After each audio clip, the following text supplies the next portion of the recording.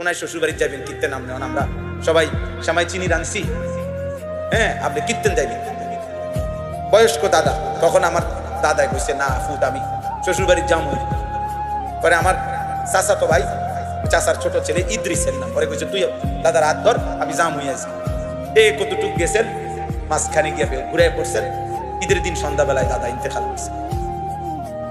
আমার মনে হয়েছে আমি আব্বা করে বলছিলাম, আব্বা চাচা, আমার চাচা দাদা ঠিকই বুঝছে শ্বশুর বাড়িতেই যাবে।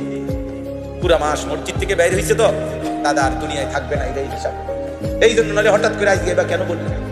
ওই ওনার কথা বলাতে মনে হইলো আমার দাদার নাম ছিল ইউনুস। আল্লাহ তাআলা আপনাকেও কবুল করেন, সকলকে কবুল করেন।